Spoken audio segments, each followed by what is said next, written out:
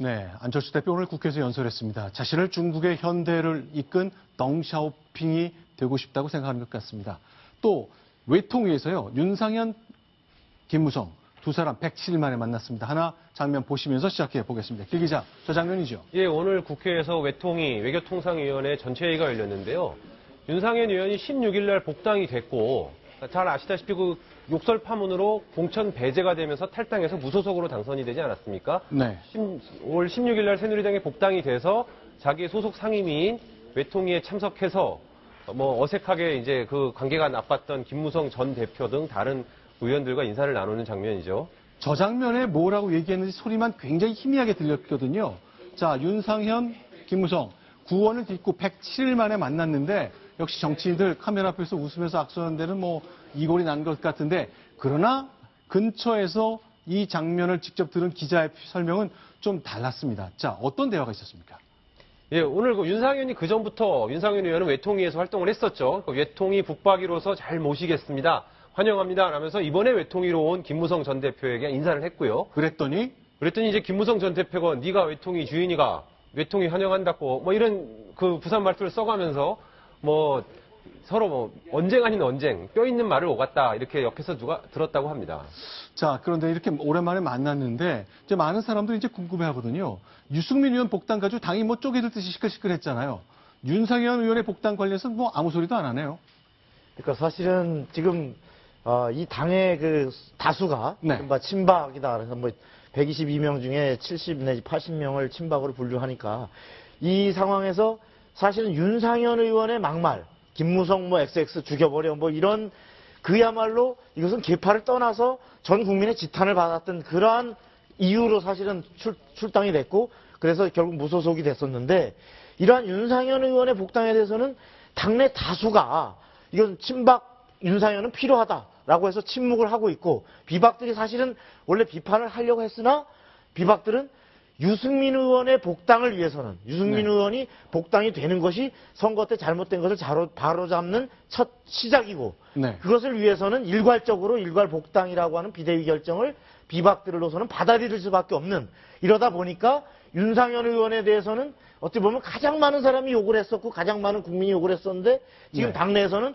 아무도 들어오는 데 대해서 이의 제기를 하지 않고 넘어가는 이러한 어떻게 보면 행운이랄까, 저런 상황을 맞고 있는 거죠. 근데 잠시 후 말씀드리겠습니다만, 새누리당에서도 초선들 모임이 그동안 계속 있으면서 이건 아닙니다. 우리가 이제 정치를 막 시작하는 상황에서 초선의원의 초심으로 말씀드리지만 이건 절대 아닙니다. 그런 얘기가 좀 나왔어야 되는 거 아닙니까? 새누리당 예전에 이제 한나라당 때부터 시작해서 최근 한 15년 동안 쇄신파하면 누구 생각나십니까? 2000년대 초반에도 남원정, 지금도 남원정입니다. 네. 그만큼 쇄신파의 어떤 맥이 끊어졌다는 거죠. 남원정이 언제 때 남원정인데 아직까지 쇄신파라고 하면, 물론 남과 원은 안 계시지만 그 상징이 남원정처럼 돼 있겠습니까? 그만큼 새누리당의 어떤 쇄신의 목소리들이 대가 국회가 18대에서 19대, 20대 넘어갈수록 해가 갈수록 이 쇄신파들이 줄어든다는 건데, 그만큼 초선 의원들이 사실 국회에 들어가서 뭔가 좀 결기를 보여주고 어떤 개파에 휘둘리지 않고 국민들에게 올바른 길로 다가갈 수 있는 그런 정치에 앞장서줘야 되는데, 개파 안 휘둘릴 수가 없습니다. 네. 친이계 친박계로부터 18대부터 나눠져가지고 지금 그때마다 공천 파동 3번이나 있지 않았습니까? 그럼 초선들 입장에선 줄 잘못 쓰면 나는 다음 총선 때 날아간다. 그렇기 때문에 절대 목소리 내지 말고 딱 엎드려서 복지부동과가 4년만 지키자. 그리고 공천만 받으면 된다. 이 생각이 머릿속에 깔려있을 수밖에 없는 것이죠. 그렇기 때문에 초선들이 결기를 보여주지 못하고 오히려 저런 쇄신의 목소리가 싹 들어간 거 아니겠나. 이것이 새누리당 현재 큰 문제가 아니겠나. 저는 뭐 이렇게 진단을 하고 싶습니다. 자, 그럼 다시 외교통상위원회로 가보겠습니다. 김무성, 윤상현 아주 웃으면서 악수했는데 지금 보십시오. 김무성과 최경환은 어떻습니까? 예, 오늘 외교통상위에서 두 의원이 만났는데 서로 아는 척도 안 했죠. 인사도 나누지 않고. 그러니까 김무성 의원이 앉아있는데 앞으로 지나간 건 인사하겠다는 뜻이고 뒤로 돌아간 건 인사할 생각이 없다는 것이죠.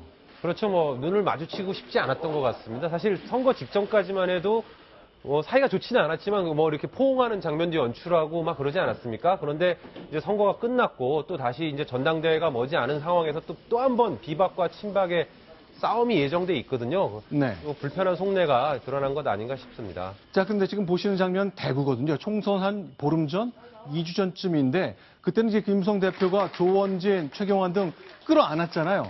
그래도 뭐 아주 공천 갈등이 최고의 절정에 달했을 때잖아요. 그렇습니다. 저 때 당시 이제 대구에 내려가서 회의를 열면서 화해 포옹이라고 그렇죠. 저 당시 장면이죠. 언론에 많이 보도가 됐죠. 네. 그러면서 환한 웃음으로 악수를 하는 모습을 연출을 했었는데요. 네. 역시 선거가 끝나고 나니까 바로 또 속내를 그대로 드러내는 것 같습니다.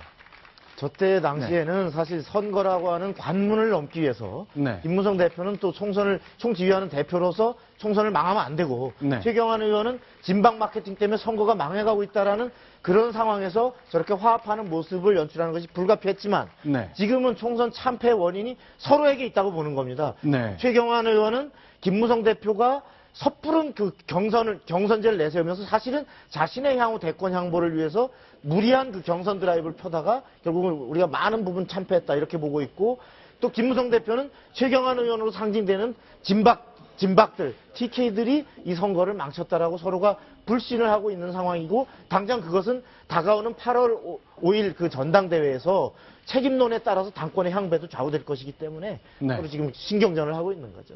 자, 어쨌건 카메라 앞에서는 많이 달라지는데 어쨌건 오늘은 그 장면도 나타나지 않았습니다. 그런데 외교통상위가요, 새누리당 중진들, 전직 대표들, 다양한 분들이 모였습니다. 보통 상임위 처음 열릴 때 인사말 하거든요. 그분들의 인사말 저희 간단히 엮어봤습니다. 김무성입니다. 잘 부탁드리겠습니다. 외통의 중심을 잡도록 노력하겠습니다.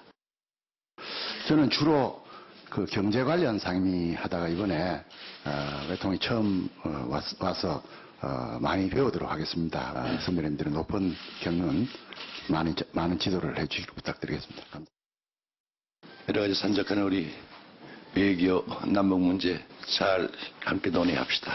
감사합니다. 자, 그러나 김무성 대표가 오랜만에 나오니까 뉴스의 중심에 섰습니다. 오신환 의원하고 대화를 나누는데 좀 씁쓸한 옛 모습일 수 있겠네요. 네, 오신환 의원이 이렇게 얘기를 했다고 하죠. 대표님, 쫓아다니는 기사들이 많이 줄었습니다. 그랬더니 김무성 전 대표 뭐라 그러냐면, 내 신세 1회 됐다.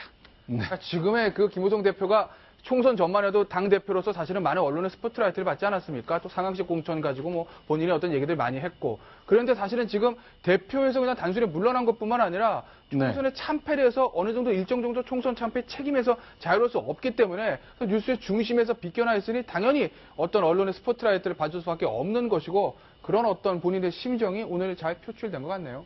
그렇죠. 당대표 시절에 받았던 그런 주목, 이제는 기대하기 좀 어렵게 됐습니다만 다시 절치부심하고 있겠죠. 자, 이번엔 야당으로 가겠습니다. 오늘 그 교섭단체 대표 세 번째 날이었죠. 안철수 대표가 얘기했는데 자신과 중국의 등소평, 덩샤오핑을 등치시켰습니다. 듣겠습니다.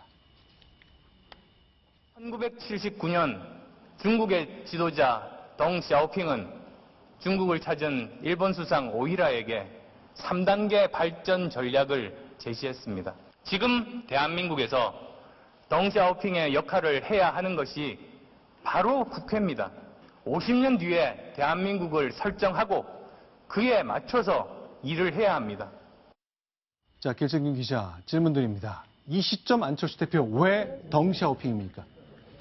오늘 안철수 대표가 한 교섭단체 대표 연설의 가장 중요한 화두 중에 하나가 미래였습니다. 네. 오늘 그 교섭단체 연설문에서 미래라는 단어가 22번이나 나왔고요. 네. 앞으로 대한민국을 30년, 50년 뒤를 내다보고 우리 국회가 준비를 해야 된다. 대한 세력으로서의 국민의당의 역할을 강조를 했거든요. 네. 덩샤오핑이 잘 아시다시피 70년대부터 30년, 50년 뒤를 내다보면서 지금의 중국의 밑그림을 그렸다는 것 아니겠습니까? 그런 이미지를 자신과 함께 하면서 국민의당의 미래를 준비하는 정당이다, 대한정당이다, 이 부분을 강조한 것 같습니다. 자, 덩샤오핑. 그야말로 중국 갓갓으로 제국주의에서 벗어나 독립은 했지만 모택동 30년 치하 때문에 거의 뒤집어지게 망했잖아요. 그걸 살려냈거든요. 네. 그 이제 안철수 대표가 오늘 그 자신의 3단계 지금 얘기한 것처럼 네. 과학기술혁명, 교육혁명, 네. 산업혁명 이것이 4차 산업혁명을 맞은 지금 절실하고 이것을 위해선 미래 일자리 특위를 만들어야 된다라는 네. 논리를 도출하기 위해서 네. 과거에 이제 덩샤오핑의 그 3단계 발전 전략까지를 끌어들였는데 네. 상당히 그 국회 안에서는 여야 의원들이 상당히 그 미래라는 얘기를 얘기한 건 상당히 좋은데 네. 상당히 좀 너무 거창하지 않냐 네. 이런 사실 평가들도 좀 있었습니다. 그러나 안철수 대표 연설 내용을 보면 국민들의 국회에 대한 기대가 아주 낮습니다. 그리고 국회의원들 스스로 갖고 있는 국회에 대한 기대치 별로 높지 않습니다. 그러나 길 기자, 안 대표는 한국 사회의 흐름을 바꿀 수 있는 거 청와대 아니다, 정부 아니다, 바로 국회여야 한다고 얘기했잖아요. 그렇습니다. 동료 의원들은 어떻게 생각하는지 모르겠습니다.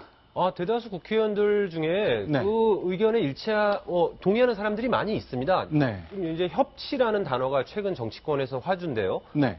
대한민국이 지금 곧바로 나가기 위해서는 협치, 소통이 강조돼야 하고 네. 청와대도 중요하지만 국회가 그 역할을 해야 된다는 부분에 야당도 이제 네. 동의를 하고 있거든요. 그렇기 때문에 국민의당뿐만 아니라 더불어민주당, 여당 다 같이 대한민국의 위기를 함께 돌파해 나가야 된다라는 것이 지금 20대 국회에서 기대를 하게 만드는 부분이죠. 이 내용 그런데 이제 연설문 초고엔 썼다가 실제 발표한 때 뺀 것 실수로 기자들한테 공개가 됐는데 합리적인 진보도 받고 싶고 따뜻한 보수도 받고 싶다. 뭔가 다 끌어안는 중구도 통합당을 얘기하는 것 같네요.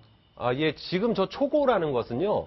아시다시피 교섭단체 대표연설이라는 것은 많은 주제를 다루게 되죠. 그래서 네. 현장에서 이제 많은 실무진들이 초고를 쓰는데 오늘 아침 일찍 기자들에게 좀 이런 내용이다라고 사전에 안내로 보내주는 이메일에서 실수로 초고가 왔습니다. 와선 안 될 이메일이 온 거고. 완성본이 아니라 이제 준비본이 온 거죠. 네. 그 이후에 이제 다듬어지고 해서 발표를 했는데 안철수 대표가 실제로 읽은 교섭단체 대표 연설에서는 저 부분은 빠져 있었다는 거죠.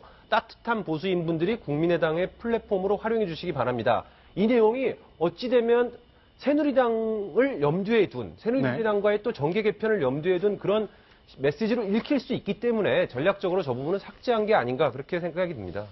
지금 안철수 대표가 원래 그 합리적 진보와 따뜻한 보수. 네. 이것은 사실은 어떤 본인이 얘기하는 제3세력, 어떤 네.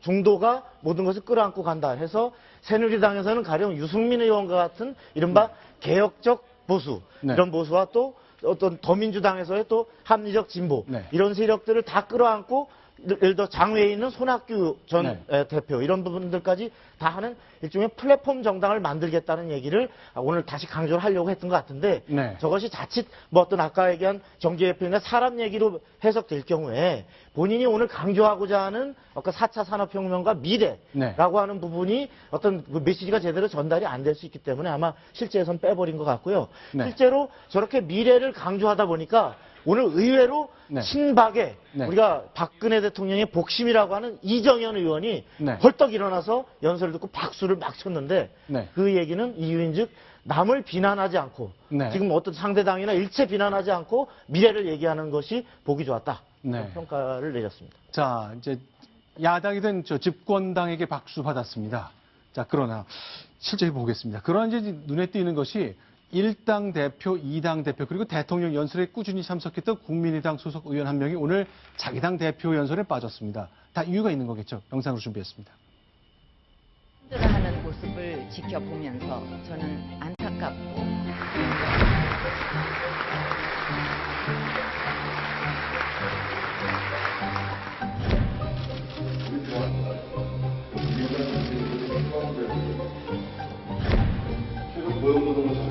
근본적으로 전환해야 합니다. 국가는 국가의 도움이